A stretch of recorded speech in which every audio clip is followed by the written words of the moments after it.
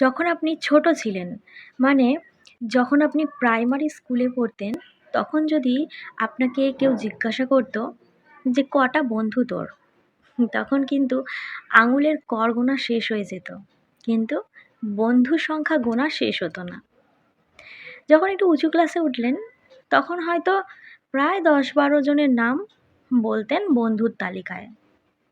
College, university অথবা কর্মক্ষেত্রে বন্ধুর সংখ্যা ধীরে ধীরে কমতে শুরু করলো। মধ্যবয়সে এসে যখন আপনাকে কেউ জিজ্ঞাসা করে, "কি রে, বন্ধু কজন?" তখন আর মনে করতে হয় না নামগুলো। আপনি নির্দ্বিধায় বলে দিতে পারেন গোটা ২ অথবা ৩ এর নাম। কখনো সেই নাম আবার একজনের মধ্যেই সীমাবদ্ধ হয়ে যায়। আবার কখনো সেখানে কোনো নামই থাকে না। আয়নার সামনে দাঁড়িয়ে ভাবেন, নিজেই বরং নিজের বন্ধু হই।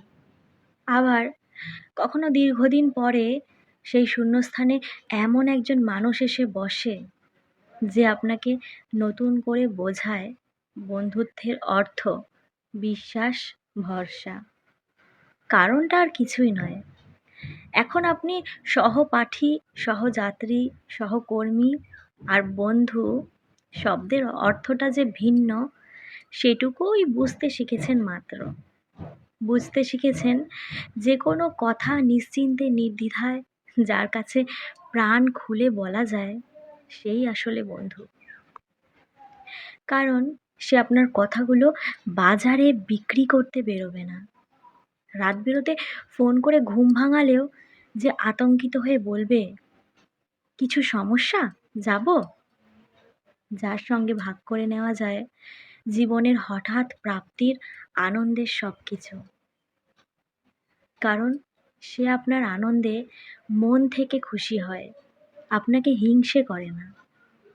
আপনার দুঃখের কথায় সুযোগ খোঁজে না। এমনভাবে পাশে থাকা মানুষগুলোই আপনার বন্ধু।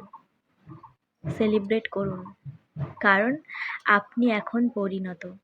হ্যাঁ, এই পরিণত হতে আপনাকে হয়তো অনেকটা মূল্য চোকাতে হয়েছে, কিন্তু দিনের শেষে আপনি বুঝতে পেরেছেন কারা আপনার আপনজন আর কারা মুখোশধারী। সুতরাং উদযাপন করুন, অতীতে নয়, বর্তমানে বাঁচুন।